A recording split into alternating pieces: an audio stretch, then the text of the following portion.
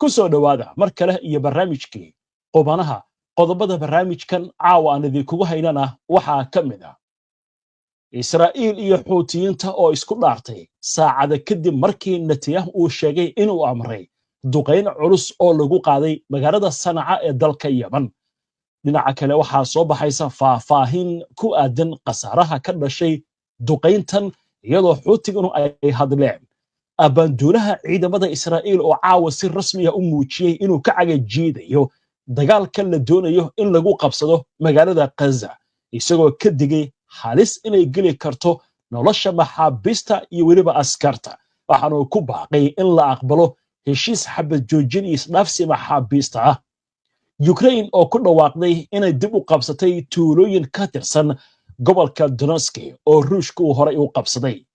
dowladda waddanka Norwayna waxay ku baaqday in la sameeyo isbahaysi caalami ah oo lagaga hortago Israa'iil sheekada ugu dambaysa ee barnaamijka idinkugu hayaana waxay ku aadan tahay mid ka mid ah diyaaradaha shirkadda duulimaadka ee British Airways ayay qabsatay arrin la yaab leh rakaabkii oo dhan baa diyaaradda fuulay laakiin markii diyaaraddu ay ka ciribtay ayaa waxaa la yiri diyaaradda culayskii ayaa ku siyaaday ee waa in dadku qaar ay degtaan sheekadan la yaab kale oo warbaahinta iyo baraha bulshada aad u qabsatay ayaan idinkugu soo gudbinaynaa qaybta dambe ee barnaamijka dhammaan wararkan iyo qodobo kale oo faahfaahsan ayaan idinkugu haynaa barnaamijka qubanaha ee mahadsantihiin daawashada barnaamijka waxaynu ku bilaabaynaa colaadda Xuutiga iyo Israa'iil oo iminka jiha cusub u jihaysatay iyadoo labada dhinacna goor dhawato ay soo saareen hanjabaadyo iyo dhaar hawada la isku marinayo macnaha dagaal hadda ayuu kow yahay waxaana tani ay ku soo aadaysaa iyadoo Xuutiga la sheegay duqeyntii ugu dambeysay ee ay ku weerareen Israa'iil in mid ka mid ah gantaalada ay adeegsadeen oo ku rakibnaa bambaanooyinka firdha arrintaasi oo la sheegayo in Israa'iil walaac weyn ay ka qabto haddaba aynu ka hormarno warka ku saabsan duqeyntii Israa'iil ka geysatay magaalada Sana'a oo faahfaahin dheeraad ah ay ka soo baxayso gaar ahaan qasaaraha dhimashada iyo dhaawaca iyo weliba burburka ka dhashay duqeyntaasi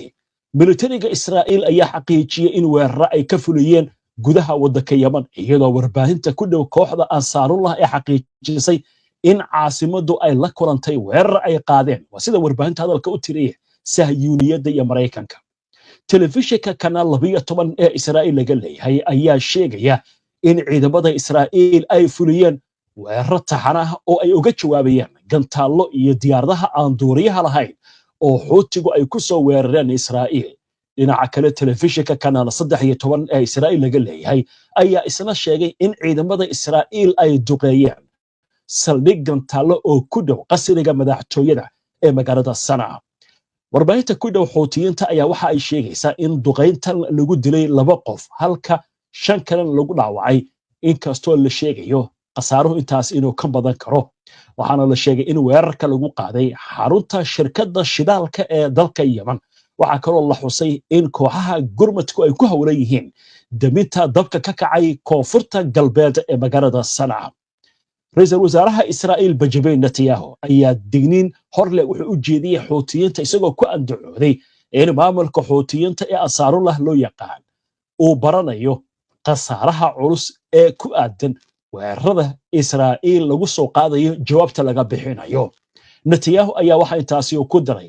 in ciddii weerarta Israa'iil iyaguna ay weerari doonaan wuxuu yiri ciddii qorshaysata inay soo weerarto annaguna waynu weeraraynaa isagoo ku faanay wasi hadalka u dhigaya in gobolka oo idil uu ka warqabo xoogga iyo go'aanka ay leedahay xukuumadda Israa'iil wasi hadalka u yiri dhankiisa wasiirka difaaca ee Israa'iil Israel Katz ayaa waxa uu sheegay in Israa'iil ay sii wadi doonto cunaqabataynta cirka iyo badda ah ee markaas lagu beegsanayo kaabayaasha iyo adeegyada Xuutiyiinta Katz waxa intaasi ku daray in gantaal kasta oo lagu soo riday Israa'iil Xuutiyiintu ay kala kulmi doonaan qasaare laba jibaaran geesta kale Maxamed Al-Farah oo ka tirsan xafiiska dhanka siyaasadda ee ururka Xuutiyiinta waddanka Yemen ayaa waxa uu wacd ku maray in ay kordhin doonaan weerarada iyagoo adeegsanaya dhammaan awoodaha la heli karo ilaa iyo inta la joojinayo duulaanka lagu hayo Mareykanka Gaza iyo go'doominta waxaana taasi oo ku daray in Yemen ay cusboonaysiinayso ballanqaadkeeda inaysan dib uga guranayn ama aysan daciifi doonin isla markaasna jawaab ay ka bixin doonto weerarada gardarrada ah ayna difaaci doonaan madax banaanidooda. Al-Farax ayaa daboolka ka qaaday in Ansarullah sidoo kale ay ka go'an tahay in duqeymaha ay ku hayaan sida hadalku yiri cadawga Sahyuuniyadda ay kordhi doonaan. Waxa kale oo uu tilmaamay in weerarada lagu qaaday goobaha rayidka aysan waxba ka bedeli doonin go'aankooda ku aadan taageerada Mareykanka Gaza. Mas'uulkan sare oo ka tirsan ururka Xuutiyiinta ayaa waxa uu yiri cadawgu wuxuu isku dayayaa duqeymahan inuu ku daboolo qasaaraha ka soo gaaray hawlgallada kooxda reer Yaman. waxaan uu ballan qaaday in ay labalaabi doonaan hawlgallada lagu bartilmaameysanayo goobaha xasaasiga ah ee gudaha Israa'iil isla markaasna ay haystaan xulashooyin ciidan oo xoog badan kuwii hore. xubin kale oo ka tirsan golaha siyaasadda ururka Xuutiyiinta lagu magacaabo Hizaam al-Asad ayaa sheegay in weerarka Israa'iil ujeedadiisu ay tahay in laga hor istaago shacabka Yaman inay u damqadaan iyo taageerada ay u hayaan dadka reer Gaza. waxaana uu ballan qaaday weeraradu inay xoogaysan doonaan gaar ahaan gantaalada iyo diyaaradaha droniska. xaaladda ayaa lagu soo warramayaa inay tahay mid ka sii daraysa saacadba saacadda ka dambeeya. xagga Ukraine aynu qoransanay militariga waddanka Ukraine ayaa waxaa lagu soo warramayaa in ay dib ula wareegeen 3 tuulo oo Ruushku hore ugu qabsaday oo ku yaala gobolka Donetsk. maanta oo axada ayaa warkan lagu dhawaaqay. taliyaha guud ee ciidamada difaaca dalka Ukraine Oleksandr Zelensky ayaa qoraal u soo dhigay baraha bulshada. waxa uu ku sheegay in ciidamadiisu ay si guul leh u bilaabeen weerar ay ku riixeen ciidanka Ruushka iyagoo ka qabsaday tuulooyinka Makhaliivka, Zelensky iyo weliba tuulada lagu magacaabo Volodymyrivka oo ka tirsan gobolka Donetsk. dagaalka ayaa weli ka socda qadka hore ee furimaha hore ee dagaalka iyadoo Ruushkuna ay ku dhawaaqeen Sabtidii inay dib u qabsadeen 2 tuulo oo ku yaala gobolka Donetsk.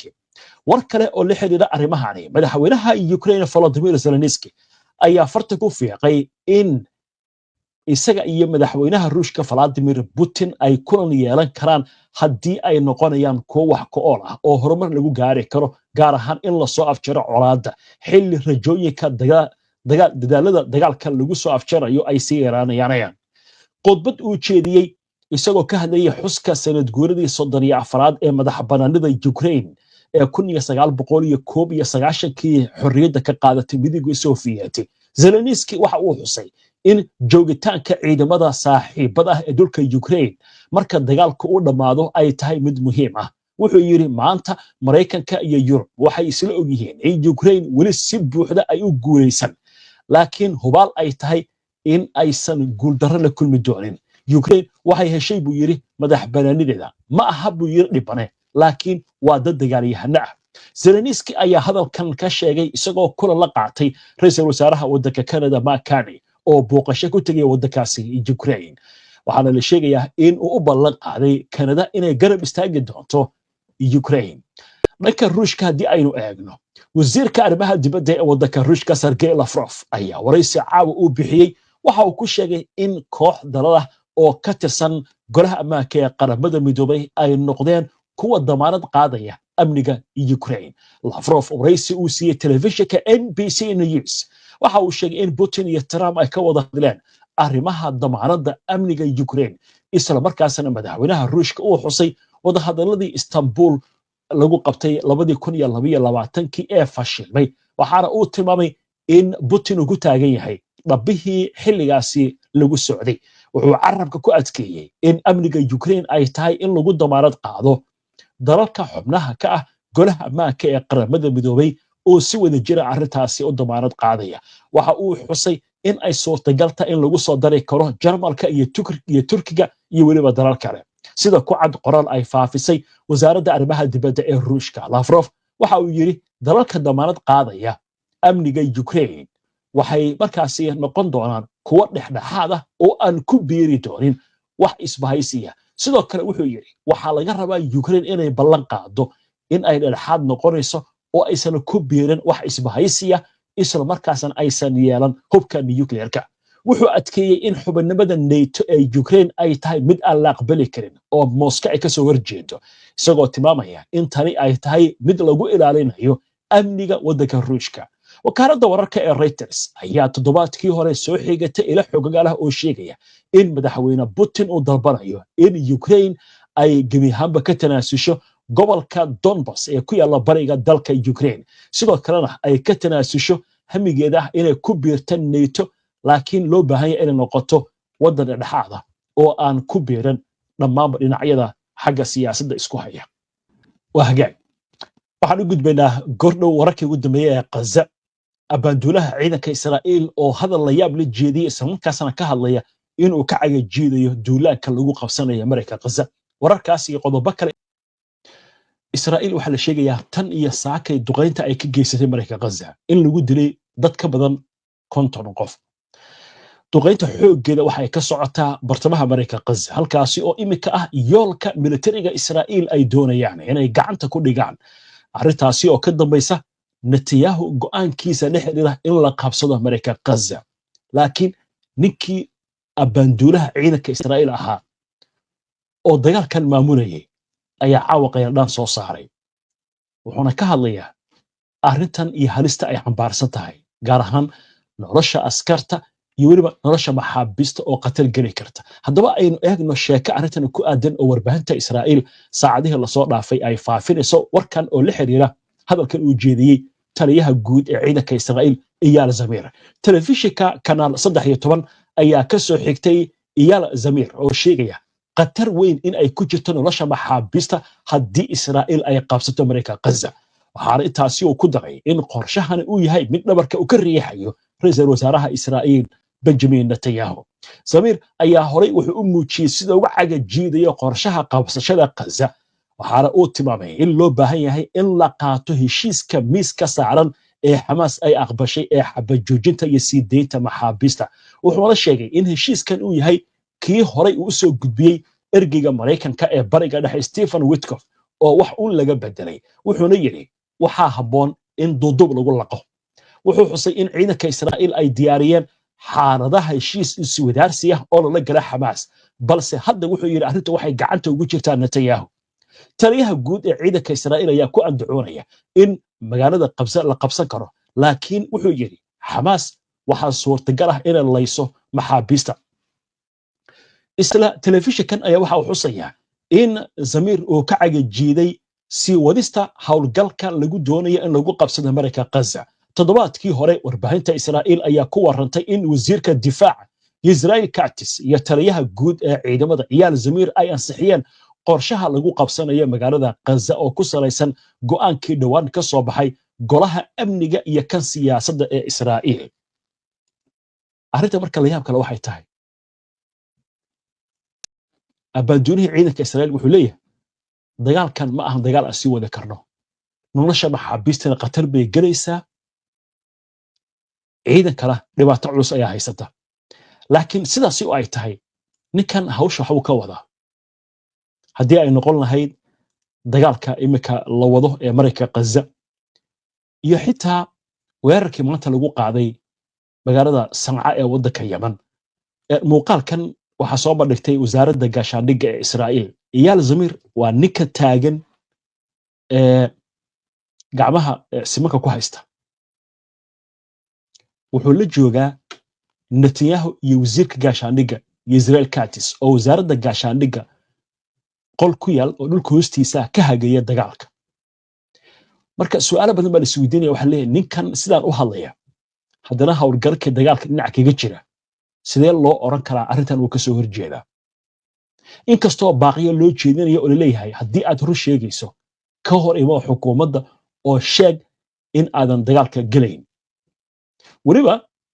hogaamiye lagu magacaabo Yair Golan oo ah hogaamiyaasha mucaaradka wuxuu leeyahay inta ka soo baxday marayka Gaza ciidankaaga haddaad hor sheegaysid waa inaad qabsataa xarunta baarlamaanka iyo xarumaha muhiimka ah ee xukuumadda si dagaalka loo joojiyo ninkanna waxa leeyahay waa nin Netanyahu oo ku kalsoona laakiin hadda dagaalka gurin hoos u wada wuxuu leeyahay dagaalkan ma ahan mid aan ka bixin karno sida hadalka uu dhigay waa hagaag macluumaadyo kale oo la xiriira dagaalkan taliye hore uga tirsanaan jiray qaybta Gaza ee ciidanka Israa'iil ayaa waxa uu ka digayaa Hamas in ay dib u imika u dhisayso shabakadaheedii godadka dhulka hoostiisa ah ee burburay taasi oo noqon kartuu yiri qatar ku soo fool leh ciidanka Israa'iil waxa uu sheegay in Xamaas ay hadda wado qorshaha dib u dhiska dhufaysadii hore ee laga burburiyay wuxuuna beeniyay sheegashada ah in ololihii ugu dambeeyay Israa'iil ay si buuxda gacanta ugu dhigtay inta badan xarumaha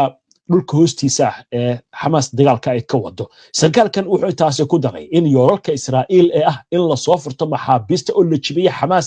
inay yihiin yoolal aan la gaari karin oo riya maalmeeda sida hadalka uu yiri waaya maanta adduunka waxa ka dhacay barnaamijyo aad u fara badan barnaamijyadii hore aad ku maqasheen dhinaca kale waxa soo kordhaya cadaadiska dhanka diblomaasiyadda ee Israa'iil lidiga ku ah haddaba dowladda waddanka Norway ayaa waxay soo saartay bayaan aad u culus oo ka dhan ah Israa'iil oo beesha caalamka loo jeedinayo waxaana la yiri waxa loo baahan yahay isbahaysiyo diblomaasiyadeed si loo wajaho wax ay wasaaradda arrimaha dibadda Norway ku sheegtay siyaasadda burburinta ee Israa'iil ka wada Mareykanka Gaza wasiir ku-xigeenka arrimaha dibadda ee dalka Norway ayaa waraysi uu siiyay telefishinka Al Jazeera wuxuu ku sheegay in Israa'iil ay ka wada Mareykanka Gaza dagaal iyadoo aan xitaa ixtiraam u muujinayn buu yiri qawaaniinta caalamiga ee iyo heshiisyadii hore loo gaaray diblomaasigaasi ayaa waxa uu xaqiijiyay in xukuumadda Oslo durba ay qaaday tillaabooyin ay ku jiraan cunaqabatayn lagu soo rogay wasiirada xag jirka ay xukuumadda Netanyahu oo kala ah Itamar Ben-Gvir iyo Bezalel Smotrich wuxuuna yiri waxa loo baahan yahay in la dhiso isbahaysi dhanka diblomaasiyadda kaas oo ka hor imaada buu yiri siyaasadda wax burburinta ah ee Israa'iil ay wado hadalkan ayaa waxa uu ku soo aadaya iyadoo Israa'iil culays weyn oo dhanka diblomaasiyadda uu saaran yahay waaya markan inta aynu kaga gudubno sheekooyinkaasi oo haatan aynu eegno sheekadii ugu dambeysay ee barnaamijka aynu ku soo gabagabayn jirnay alaab waxaynu ku soo qaadanaa sheeko ka duwan sheekooyinka barnaamijka aad ku soo daawateen waxaan idin hayaa sheekada ku saabsan mid ka mid ah diyaaradaha shirkadda diyuuradaha ee British Airways ayaa arrin la yaab leh ay qabsatay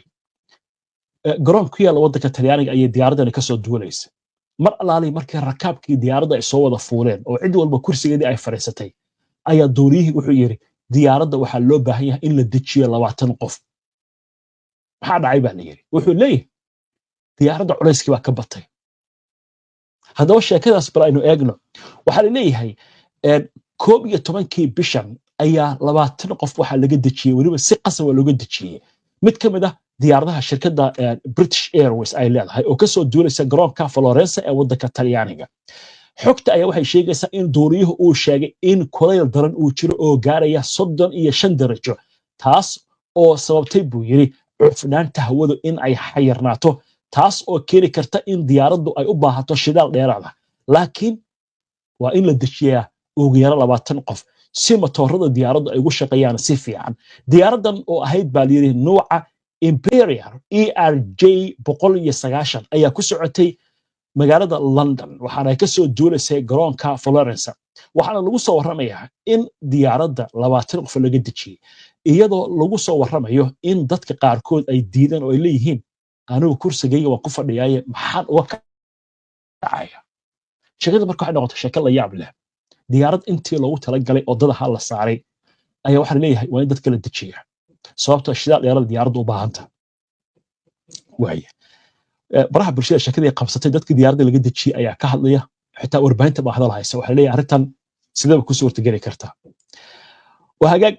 intaas ayaan caawa barnaamijka ku soo gabagabaynaya laakiin intaana ka bixin raalli ahaada war degdeg ayaa hadda soo dhacay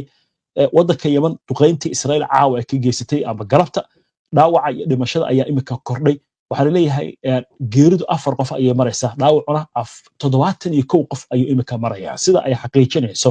warbaahinta ku dhow Xuutiyiinta macluumaadkaas iyo wixii warar soo kordha barnaamijka xulashada ayaa idin kugu soo gudbin doona haddii Allah idmo inta ayaan ku soo gabagabeynayaa